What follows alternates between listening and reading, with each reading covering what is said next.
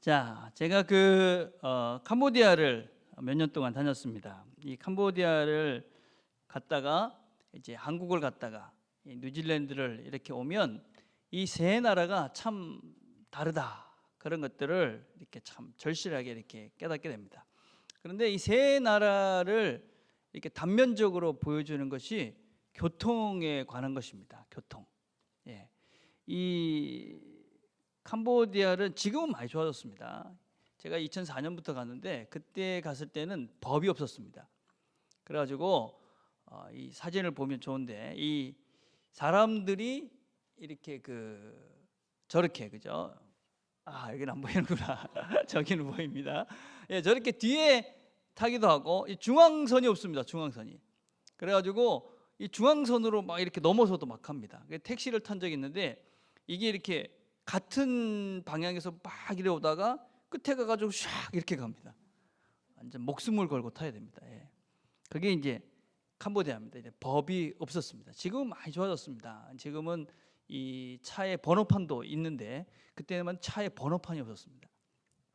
그러다 이제 한국을 갑니다. 한국은 이제 캄보디아에 비해서 훨씬 이제 훌륭한 나라죠. 그죠? 많은 것들이 정돈이 돼 있고. 그런데 한국에 가면 놀라는 것이 있습니다. 어떤 것들을 보냐면 법은 있는데 법은 잘 안 지켜지는 나라죠. 그래서 서울역에 떡 내려서 가보는데 주차 금지 이렇게 써 있는데 그 밑에 차들이 쫙 이렇게 주차하고 있는 겁니다. 좀 그림 뭐 이런데, 그죠? 아주 개념 없는 분들이 많죠. 그래서 우리는 노란 선이 있어도 거기다가 웬만하면 다 이렇게 되잖아요, 그죠? 예. 그리고 이렇게 아파트 이런 데 보면 집 앞에도 막 이렇게 대놓고 법이 있는데 법을 이렇게 잘 지키지는 않는 그런 면들이 있는 나라죠. 뉴질랜드를 오면 어떻습니까? 아마 뉴질랜드에 오신 여러분들이 우리 사는 우리가 아마 노란 선에다가 차를 세워야 되겠다 이런 생각을 하시는 분 아무도 없을 거라 생각합니다. 그렇죠? 거기다가 뭐 남의 집 앞에다가 차를 세워놓는다 이런 거는 우리가 꿈도 못 꿉니다. 예. 이게 이제 어떤 면에서는 시민 의식이다라고 할 수 있고, 이런 시민 의식이 성숙된 사회, 이게 이제 선진국이죠. 좋은 나라죠. 돈을 많이 벌고 이렇게 화려하고 이런 차원이 아니라 의식이 이제 법을 제대로 잘 지키고 다른 사람을 배려할 줄 아는 그런 문화, 이런 시민 의식이 성숙된 나라가 선진국이고, 그게 어떤 면에서는 좋은 나라, 행복한 나라라고 할 수 있죠. 그렇죠? 여러분, 이제 교회도 마찬가지입니다. 교회도 다 다릅니다. 근데 어느 교회는 법이 없죠. 이게 지 맘대로고, 그죠? 어디는 그냥 성경대로 살아야 되는 게 뭔지는 아는데 안 사는. 근데 어떤 교회는 정말 성경적 가치관을 따라서 교회의 성도들이 의식이 바뀌고, 그래서 문화가 바뀌고, 그래서 어떤 교회의 문화 자체가 정말 아름다운 좋은 교회들도 있습니다. 교회가 좋은 교회다, 다른 것이 아닙니다. 우리의 의식이 성경적으로, 우리의 가치가 성경적으로 바뀌고, 그런 바뀌어진 그런 성경적 가치 또 의식들을 통해서 교회의 좋은 문화가 만들어지는 것, 그러면 이제 좋은 교회가 되는 것이지요. 자, 오늘 본문으로 가봅시다. 1장 27절에 보면 오직 너희는 그리스도의 복음에 합당하게 생활하라. 복음에 합당하게 생활하라. 바울은 지금 감옥에 있습니다. 이 감옥에 있을 때 성도들이 걱정을 합니다. 바울이 감옥에 있구나. 참 얼마나 고생을 할까. 또 걱정을 합니다. 저 복음이 이제는 어떻게 큰 문제가 생겨서 복음이 전파되지 않는 것은 아닐까. 그런 것에 대해서 바울은 염려하지 말라. 내가 감옥에 있지만 복음은, 하나님의 복음은 세상 가운데 증거되고 있고, 그리고 나는 이 안에 있지만 여전히 하나님의 은혜 가운데 거하고 있으니 걱정하지 마라. 그런 거 걱정하지 말고 너희는 그리스도의 복음에 합당한 그런 삶을 살라. 그렇게 이야기를 하고 있습니다. 이 복음에 합당하게 삶을 살라라는 말은, 합당하다, 이 말은 이 헬라어 말로는 폴리테우 에스타이, 좀 긴 말이긴 합니다. 이 말은 이제 폴리스, 여러분 폴리스라는 말 알죠, 그죠? 이 도시국가 뭐 이런 의미잖아요, 그죠? 그 말에다가 테오에스타이라는 말이 더해져 가지고 이 시민에 합당한 그런 삶을 살아라, 시민다운 그런 삶을 살아라, 이런 것이 바로 이 합당하다라는 말의 의미입니다. 자, 그 당시에 이 로마, 이 그리스 이런 사람들은 이 폴리스라는 개념이 있었습니다, 그죠? 근데 그 당시 이 사람들은 어떤 시민이 됐다, 내가 어느 나라 시민이 됐다, 그러면 그 시민으로서의 자부심이 대단했습니다. 그리고 내가 이런 시민이 되었기 때문에 시민으로서 합당한 삶을 살아야 되겠다라는 자부심이 있었다는 것이죠. 특별히 로마나 그리스 이런 사람들은, 그런데 시민으로 살던 사람들은 주변이 다 야만 민족이었습니다. 그래서 그런 사람들에게 이게 그 시민으로서, 내가 로마 시민, 문명된 이런 시민으로서 이런 삶을 살으면서 이 야만인들에게 정말 좋은 삶이 무엇인지를 보여주겠다라고 생각했던 사람들이 바로 그 당시 이 시민들이었습니다. 그래서 지금 바울이 지금 이야기하는 그리스도의 복음에 합당한 삶을 살라, 이 말은 무엇이냐면 바로 하나님 나라의 백성으로서, 너희들이 하나님 나라의 시민으로서 거기에 합당한, 거기에 걸맞는 그런 문명된, 어떤 면에서는 그 복음, 성경적 가르침의 그런 새로운 삶을 살아서 다른 사람들에게 무엇이 바른 삶인지를 보여주는 그런 삶을 살아야 된다라고 이야기하는 것입니다. 여러분, 우리가 이 그리스도인으로서 산다는 것, 그렇죠? 이 그리스도인이 되었다라는 것은 그냥 내가 예수 믿는다라는 것은 그냥 뭐 죽어서 천국 가는 그런 것이 아니다라고 말씀드렸습니다. 그것은 천국 가는 것이 문제가 아니라 그것은 하나님의 영역이고, 우리는 여기서 그리스도의 그 복음에 합당한 자로서의 삶을 살아내기 위해서 부름을 받은 것입니다. 그래서 우리가 삶을 살아가는 그 과정, 그 모든 것들이 구원입니다. 하나님께서 원하시는 그 삶을 살아내는 것이, 그래서 끝에까지 갈 때까지 그 삶을 살아내는 그 과정, 그것이 바로 구원이다 그랬습니다. 자, 그러면은 하나님 나라에 부름받은 자로서, 하나님 나라 시민으로서 살아가는 그 삶은 도대체 어떤 것인가 하는 것입니다. 27절에 보면 너희가 한 마음으로 서서 한 뜻으로 복음의 신앙을 위하여 협력하는 것과, 그래서 한 마음 한 뜻 협력하는 것입니다. 우리가 신앙생활을 오해를 하면 신앙생활을 무슨 종교적 행위를 하는 것이라고 생각하는 경향들이 있습니다. 예배를 드리고 기도를 드리고 찬송을 하고 뭐 봉사를 하고, 여러분 그런 것도 맞습니다, 그죠?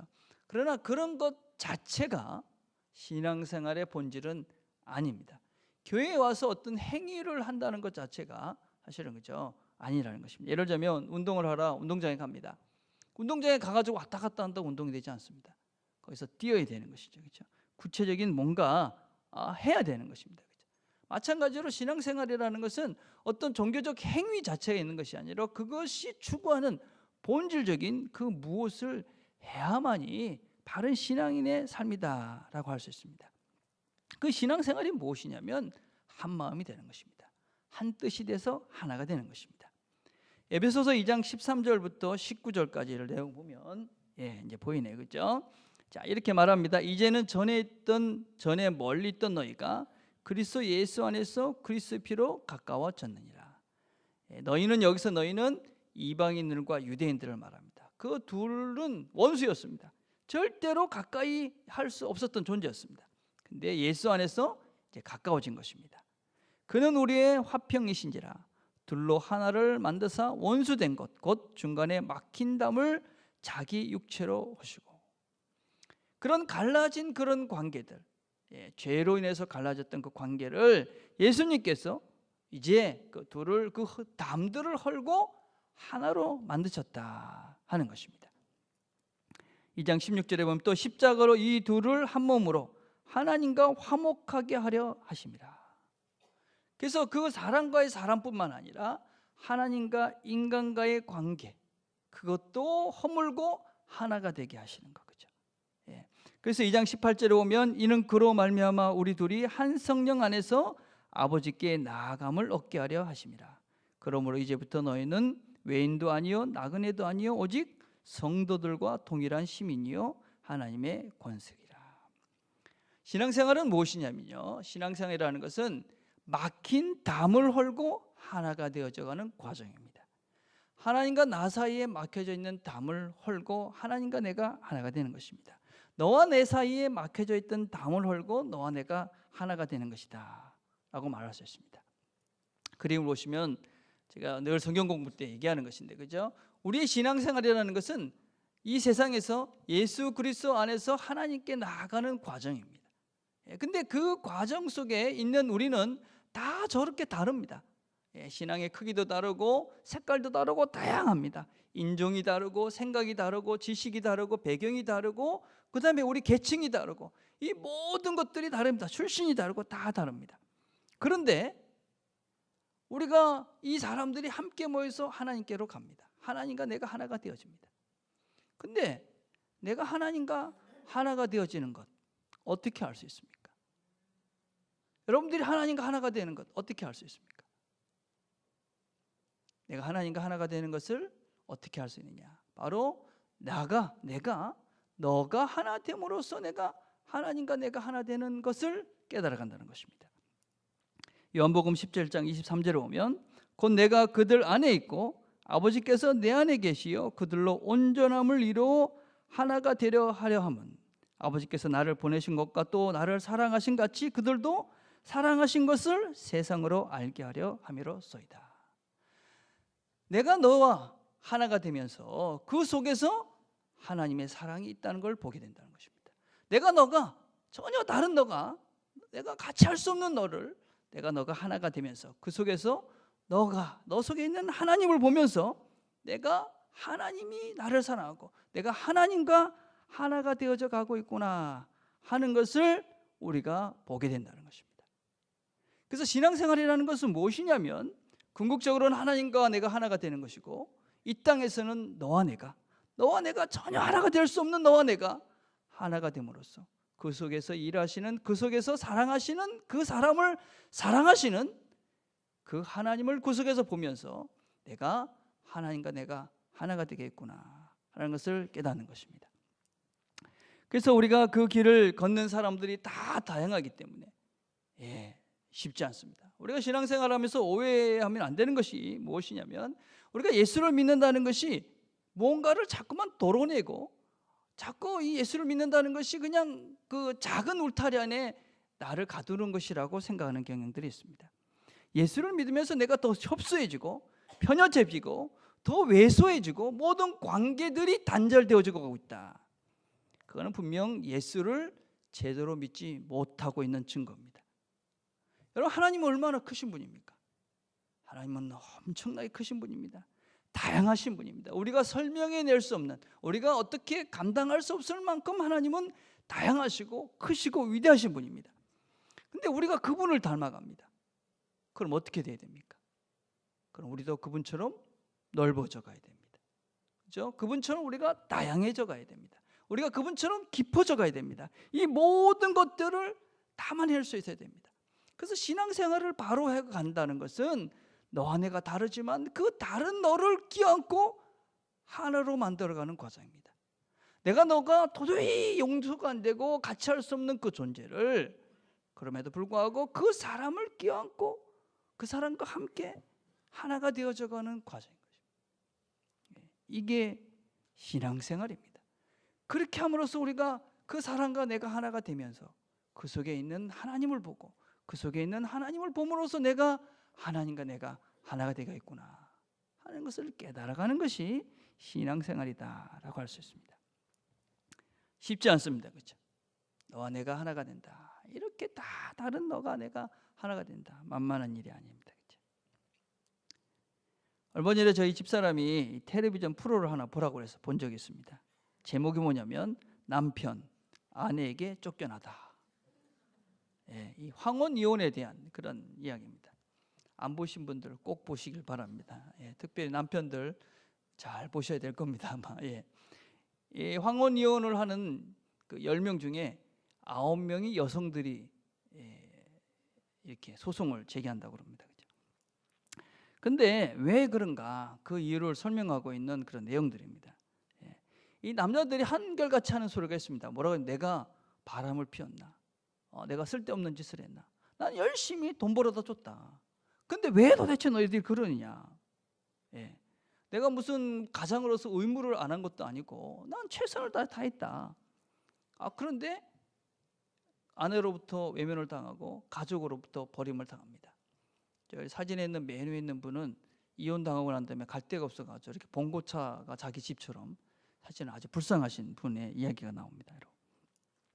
근데 대부분의 남자들은 이 남편의 역할을 이 물질적인 것에 찾습니다. 경제적인 것을 찾습니다. 내 경제적으로 이렇게 해주면 되지 뭘 자꾸 그러냐. 근데 아내들은 뭐라 그러냐면 자신을 대우하는 남편의 태도에 가장 큰 이유를 둡니다. 참을 수 없는 남편의 억압적이고 가부장적인 태도, 이것이 이혼의 제일 우선으로 들고 있습니다. 남자들은 일하면서 뭐 경제적으로 해주니까 너희들 나를 이렇게 왕같이 섬겨야 되는 거 아니냐, 그러면서 이제 아내들을 함부로 대하는 겁니다. 근데 아내들은 이제 참은 겁니다. 아이들도 있고 지금은 내 경제적 능력도 있고 참다가 이제 50이 된 겁니다. 아이들도 시집장가 다 가고. 그런 다음에 가만히 생각해 보니까 뭐 이제는 남편한테 안 기대도 될 것 같거든요. 옛날 같으면, 그죠? 아주 옛날 같으면 뭐 이제 한 6, 70대면 돌아가시니까 아이고 그래 끝까지 좀 참자, 아직 뭐 하겠냐 싶은데 100세 시대잖아요. 앞으로 50년을 더 살아야 돼. 이젠 도대체 더 50년을 못 견딘다 내가. 그러고 이혼하자 이런 겁니다. 예. 이혼하고 나면 또 어떤 통계가 나오냐면 그 여자들은 더 행복하게 산답니다. 근데 남자들은 스트레스가 2.5배가 더 커진답니다. 남자들 잘하셔야 됩니다. 예. 근데 좀 남자들 입장에서, 저 남자잖아요. 예. 좀 억울한 면도 있습니다. 사실은. 예. 사실은 우리가 어쩔 수 없이 우리 한국 문화가 이 남성 중심의 그죠? 유교적 사상으로 우리가 교육되어 있지 않습니까? 그죠? 그래서 뭐 제가 이렇게 이런 얘기를 해도 여전히 제 마음속에도 남성 중심적 생각이 있습니다. 그래서 남자가 그래도 내가 남자인데 이런 생각이 있는 것이죠. 그래서 은연중에 아내를 이렇게 억압하고 또 이렇게 무시하는 경향들이 우리한테 있는 것이죠. 그죠? 그건 그동안 우리의 문화가 그래서 잘못된 문화 때문에 그런 것입니다. 그렇다고 해서 아내를 사랑하지 않거나 그런 것은 결코 아닌 것이죠. 그죠? 어떨까? 우리 이걸 보고 났는데 우리 집 사람하고 저하고 아주 사이가 좋아졌을까요? 예, 아주 많은 다툼들이 있었습니다. 예. 야, 내가 뭘 잘못했길래 이랬고, 그죠? 그것이 문제예요. 이러면서 이제 서로가 이제 한참 또 다툼이 있었습니다, 여러분, 그죠? 예. 저희들이 결혼한 지 30년이 됐습니다. 예, 그런데도 이렇게 다르더라고요, 그죠? 한 번씩 집사람이 이렇게 그 트립에서도 하는 소리가 있습니다. 벽하고 이야기하는 것 같아요. 예. 여러분 만만한 일이 아닙니다, 그렇죠? 30년을 같이 살았는데도 여전히 우리는 틀립니다. 예. 같이 하나가 되기가 만만한 일이 아닙니다. 그런데 우리가 여기 이렇게 그죠? 다양한 사람들이 다양하게 모여 있습니다. 예. 우리가 하나가 된다는 것 결코 쉬운 일이 아닙니다. 그럼에도 불구하고 우리는 지금 여기 이렇게 앉아 있습니다. 왜 앉아 있습니까, 여러분?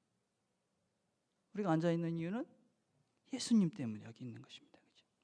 아마 세상 사람들은 우리를 보고 좀 웃기다고 생각할지도 모릅니다. 예? 우리가 세상 사람들과 얘기하면서 우리 교회 이렇게 힘들어, 누가 좀 나를 힘들게 해, 이런저런 불평들을 합니다. 그렇죠? 세상 사람들 답은 쉽습니다. 그거 안 가면 되지. 그 교회에 가 밥을 줘, 떡을 줘. 밥은 주기도 하지만, 그렇죠? 밥이 생겨, 뭐가 생겨, 안 가면 되지. 그렇게 그 사람하고 그렇게 갈등하면서 그렇게 가냐? 우리는 옵니다. 왜 옵니까? 예, 우리는 와서 여기서, 그죠? 이렇게 지지고 볶고 하면서 우리가 같이 삽니다. 왜 그렇습니까? 그러므로 이제부터 너희는 외인도 아니요 나그네도 아니요 오직 성도들과 동일한 시민이요 하나님의 권속이라. 우리가 가족이기 때문에 오는 것이죠. 그렇죠? 하나님의 가족이 됐기 때문에, 그렇죠? 어떤 불편함과 또 다름과 힘듦이 있지만 여전히 우리가 꾸역꾸역 모여서 서로 부딪히면서 그렇게 사는 것이죠. 그렇죠? 여러분, 만약에 그 다른 이유가 아닌, 내가 여기 있는 이유가 예수님 때문에 여기 와 있다면, 여러분, 우리 모두는 신앙생활을 참 잘하고 있는 것입니다. 신앙생활을 지금 하고 있는 것입니다. 내가 다르지만 틀리지만 견딜 수 없는 그런 차이와 어떤 면에서는 힘든 면이 있지만, 그럼에도 불구하고 내가 예수님 때문에 이 자리에 와서 어쩌든지 부딪히면서 서로가 하나가 되려는 그런 애씀들이 우리 마음속에 있다면, 우리는 신앙생활을 지금 바르게 하고 있는 것입니다. 그래서 우리는 이 하나됨을 잘 지켜가셔야 됩니다. 쉽지 않습니다. 에베소 4장 1절에 이렇게 말합니다. 그러므로 주 안에서 같이 내가 너희를 권하노니 너희가 부르심을 받은 일에 합당하게 행하여 모든 겸손과 온유로 하고 오래 참음으로 사랑 가운데 서로 용납하고 평안에 매는 줄로 성령이 하나 되게 하신 것을 힘써 지켜라. 하나됨을 지켜가야 된다. 그 하나됨을 지켜가는 것 쉽지 않죠. 그렇죠? 모든 겸손과 온유로 오래 참음으로, 그냥 참아서 되는 것이 아니고 오래 참음으로 서로 용납하고, 이렇게 해야만이 하나가 된다. 그렇게 말씀하는 것이지. 자, 우리가 또 이게 하나 되는 것이 쉽지 않습니다. 왜 그렇습니까? 첫째는 우리의 본성입니다, 여러분.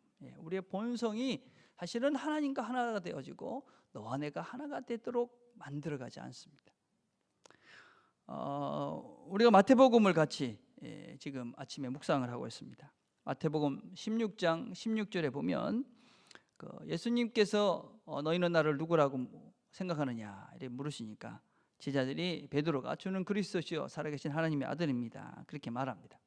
그 고백 이후에 예수님께서 제자들에게 당신이 고난을 받고 죽임을 당하고 3일 만에 다시 살아날 것을 가르치기 시작합니다.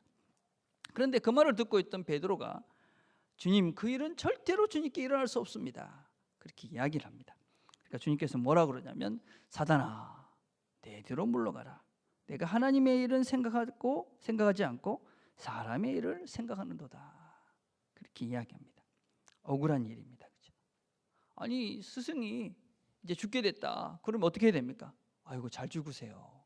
이럴 수는 없잖아요. 그죠? 우리 당연히 그렇게 하면 안 됩니다. 제가 주님께서 그렇게 안 되도록 애를 쓰겠습니다. 그게 당연한 우리의 반응입니다. 그죠? 여러분, 제가 내일 죽을 것 같습니다. 그럼 아이고, 목사님 잘 죽으세요. 이러면 이제 문제인 거죠. 그죠? 아주 인간적인, 아주 그죠? 가장 인간적인 그런 반응입니다. 그죠? 근데 주님께서는 사단아, 내 뒤로 물러가라. 그렇게 이야기합니다.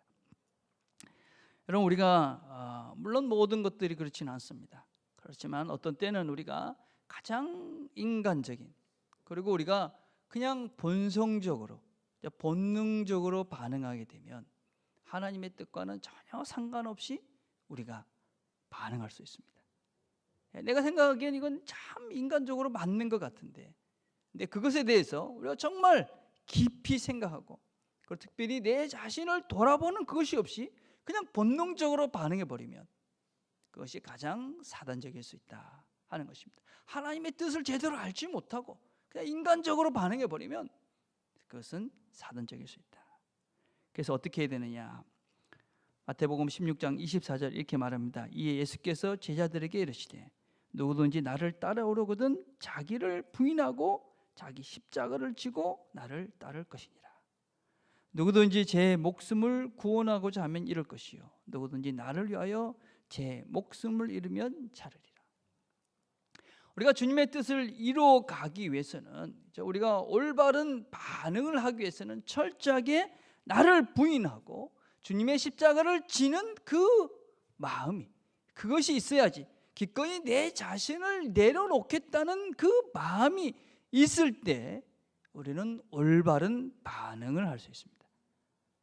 그것이 없이 우리의 본성 가운데는 거죠. 늘 욕심과 이기심과 자기중심적인 그런 생각들이 있기 때문에 이게 본능적으로 반응해버리면 많은 경우, 대부분의 경우 우리는 하나님과 하나가 되어지고 우리가 하나가 되어지는 그런 선택을 하는 것이 아니라, 하나님의 뜻을 이루면서 나아가는 길을 선택하는 것이 아니라 사단이 원하는 사단이 우리를 통해서 분열시키고 나눠지게 하려는 그 일에 사용이 될 가능성이 많이 있다는 것입니다. 그래서 우리가 자기를 부인하고 내 십자가를 지고 주님을 따르려는, 내 자신을 구원하는 것이 아니라 내 자신의 목숨을 기꺼이 내놓겠다는 굳은 그런 결심과 결단과 그런 마음이 없이는 우리가 결코 하나를 이루어가는 것이 쉽지 않다 하는 것입니다. 또 다른 하나가 되는 것이, 하나님과 내가 하나가 되어지고 너가 내가 하나가 되는 것이 힘든 또 다른 이유는 대적자들이 있습니다. 대적자들이 1장 28절에 보면 무슨 일에든지 대적하는 자들 때문에 두려워하지 아니하는 이 일을 듣고자 합니다. 이것이 그들에게는 멸망의 증거요 너에게는 구원의 증거니 이는 하나님께로부터 난 것이라. 여러분, 우리가 하나님의 뜻을 이루고 하나님께서 원하시는 그 하나됨을 이루어가려 하면 그것을 반대하는, 그것을 그렇게 하지 못하게 하는 적들이 있다 하는 것입니다. 우리가 안 하던 짓을 합니다. 말씀을 듣고, 그렇죠? 용기를 내서 해봅니다. 안 하던 전화를 한번 해보는 거죠. 그렇죠? 평소에 전혀 안 하던 사람에게 야 그래 사랑하자, 하나가 되자, 그래서 전화를 합니다. 그러면 뭐 전화를 할 때부터 시작해서 갈등이 옵니다. 그러다가 또 저쪽에서 이상한 반응이 오면 그래 내가 또 쓸데없는 짓을 했지. 예. 또 내가 이 평소에 이 말 안 하던 분한테 가서 인사라도 한번 하면 괜히 사람이 이렇게 쳐다봅니다. 그죠? 이 사람 왜 그러나. 그죠? 그 사람들이 이제 그런 좀 이상한 안 하던 행동을 하면 이렇게 반응하죠. 왜 그래? 하던 대로 해. 그러면 움츠리죠. 그죠? 예. 뭔가 신앙적 결단을 하고 우리가 뭔가 새롭게 뭔가를 하려 그럴 때 주변에는 우리가 느낄 수 있을 만큼의 빈정거림과 조소의 눈길들이 있습니다. 작게는 가정에서, 직장에서, 교회에서, 사회적으로 우리가 그리스도인으로서의 어떤 합당한 삶을 살려고 발버둥을 치기 시작하면 거기엔 반드시 대적들이 있습니다. 내적인 대적도 있고 외적인 대적도 있습니다. 교회 내에도 대적이 있지요. 왜 그러냐면 교회 안에는 가라지가 있기 때문에 그렇습니다. 그러나 우리는 그것을 신경 쓸 필요는 전혀 없습니다. 예. 왜냐하면 우리가 그렇게 신앙생활을 하면서 뭔가 주님의 뜻을 이루기 위해서 행동할 때에 그 대적들이 있다. 그것이 바로 우리의 정체성을 확인해 가는 것이기 때문에 그렇습니다. 내가 주님을 위해서 무엇인가를 합니다. 그런데 거기에 대해서 누군가가 반응합니다. 적대합니다. 그것을 못하도록 막습니다. 박해가 있습니다. 누가 조롱하고 비난하는, 조소하는 눈길들이 있습니다. 여러분, 그럴 때 우리가 확신해야 될 것이 있습니다. 내가 지금 똑바로 그리스도인다운 삶을 살고 있구나. 내가 지금 구원의 길을 가고 있구나. 예.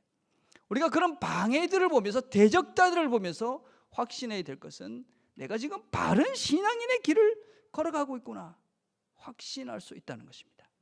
디모데후서 3장 12절 이렇게 말합니다. 무릇 그리스도 예수 안에서 경건하게 살고자 하는 자는 박해를 받으리라. 대적자들, 그 대적자들 때문에 우리가 누구냐? 우리가 구원을 받고 있는 자라는 증거가 된다는 것입니다. 그 대적자들에게는 그것이 멸망받을 짓이라는 것에 대한 증거가 된다 하는 것입니다. 여러분, 신앙생활을 한다는 것은 하던 것만 하는 사람들이 아닙니다.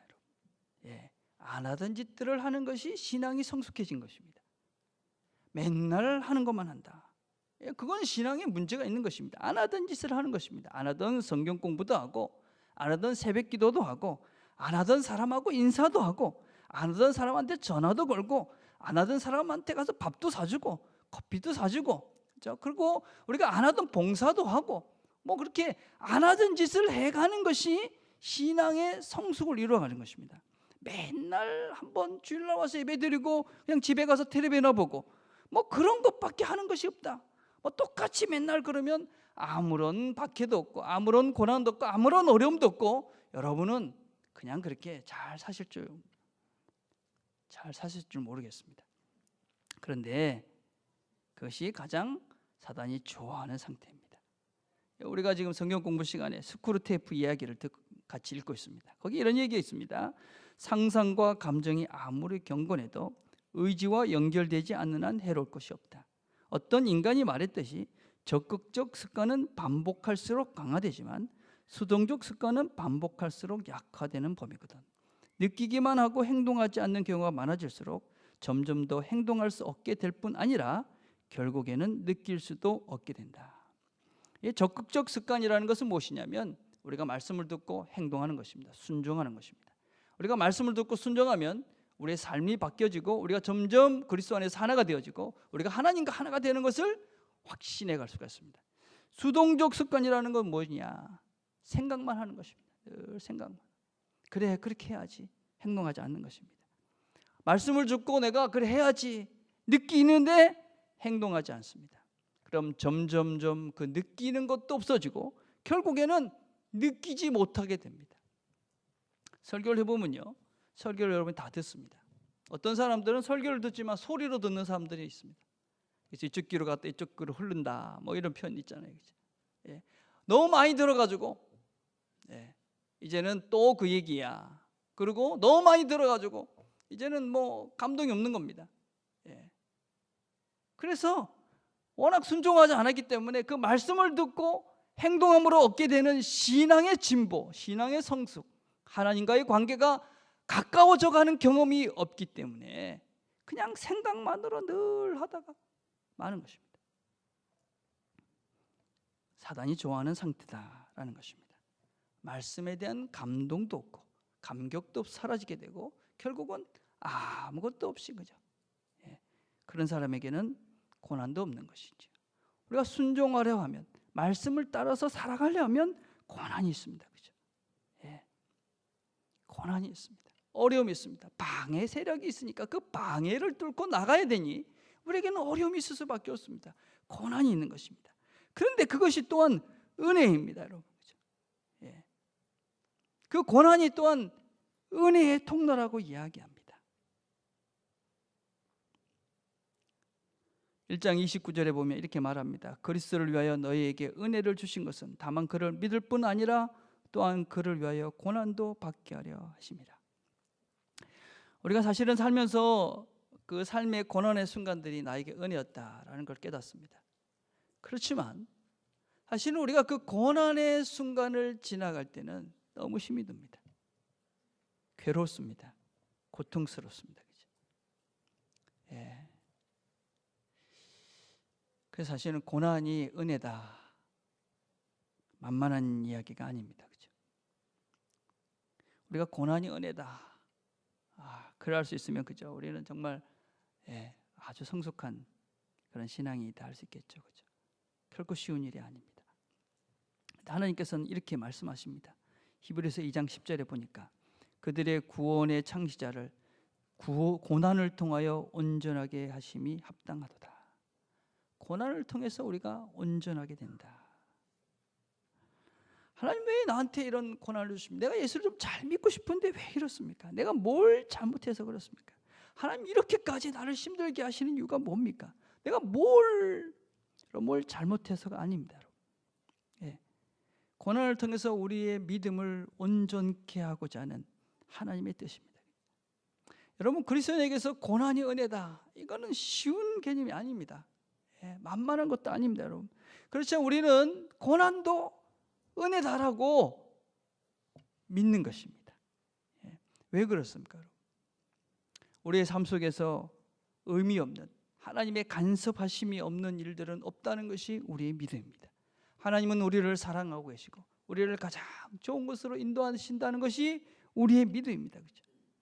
그래서 우리에게 허락되어진 모든 일들 가운데는 분명히 하나님의 선하신 뜻이 있다.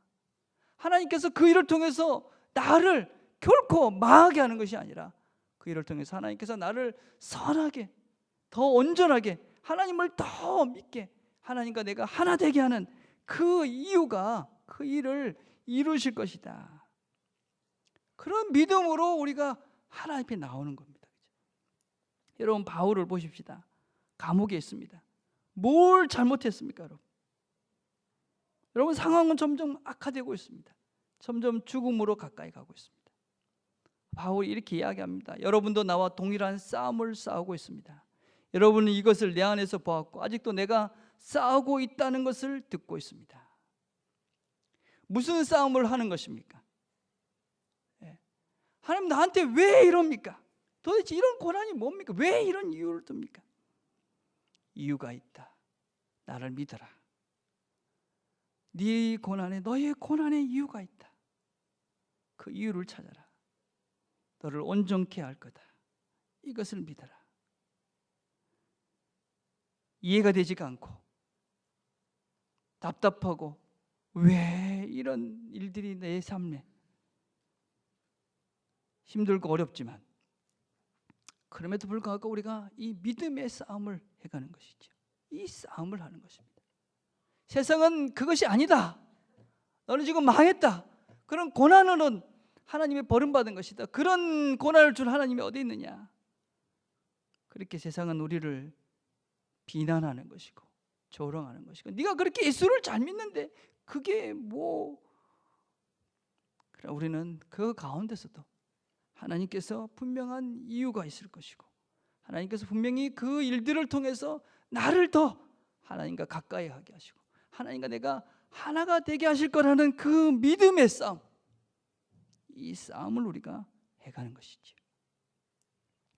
하나님과 우리가 하나가 되는 그 일은 만만한 일이 아닙니다. 내가 너가 하나가 되는 것은 만만한 일이 아닙니다.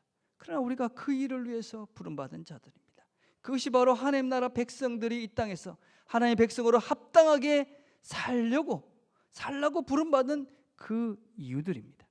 그러나 세상은 우리의 본질은 그것을 이루어갈 수 없는 것입니다. 우리 자신들을 내려놓아야 합니다. 십자가에 우리 자신을 못 박아야 됩니다.